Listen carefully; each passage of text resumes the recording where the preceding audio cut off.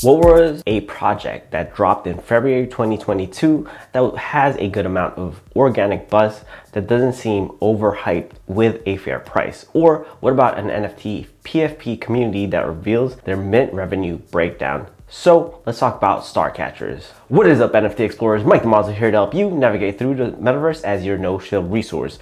For this video, it is a breakdown of Starcatchers NFT, its current numbers, when it was released, when the breakdown of mint revenue is, and we talk about the team behind this project. Okay, so Starcatcher's Twitter was created on January 5th of 2022 and currently has around 88,000 followers. They have a trading volume of over 3,500. This collection is a 10K PFP. Currently, there are 5,255 unique holders and the team consists of 12 people.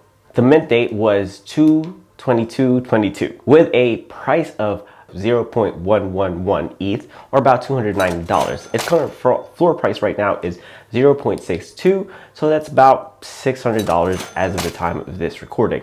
Now, keep in mind, this is all pre-reveal prices, which the reveal will be on February 25th at 9 p.m. PST. So by the time I release this, you should already have it. So let's break down what we know so far.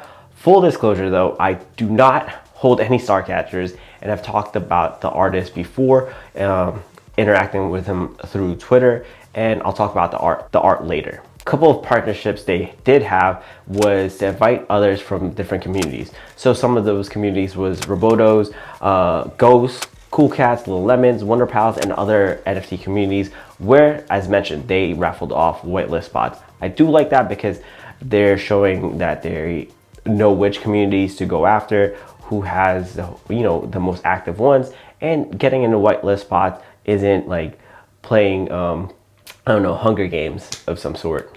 Now, the thing I dig about with their plan with Starcatchers is that there is a breakdown of mint revenue, with 60% being set to community treasury, 5% paid out to the founding team, and 35% locked away for 4 years with a 1-year cliff. Now, some people might think like, oh, 5% only for 12 people in the team, that's not a lot. I'm sure the team already knows that, and I'm pretty sure they're pretty good with NFTs and all that because they're not new to the space. They've been in NFTs for a while and have probably made a good amount of ETH. So they're doing a somewhat similar approach with Doodles, like I've mentioned with the Doodles treasury. There is a Star Vault, and locking away 35% of mint revenue shows that they are in it for the long run. They want to build something. The reason I say that they're building something is because they don't really have a public roadmap. Sure, they definitely have several objectives in mind, building out a scalable governance system, merch release, and IRL events. Okay, so here is the more important question when it comes to the new NFT PFP projects dropping. Which one is more vital for new buyers? Is it going to be utility or community? In my opinion, it is community over utility, because utility to add on for other NFT PFP holders, utility definitely can be copy pasta with IRL events and merch drops. That would be an equivalent to bands selling merch at their shows. Let me know in the comments below which one you like more, utility or community. Let's answer a basic question of what is Starcatchers. Starcatchers are celestial beings. They shine brightly, traversing the galaxy while drawing in people and communities around them. Not much lore going on, which I would guess can be filled in from the community members already. So I could definitely see them trying to build that out.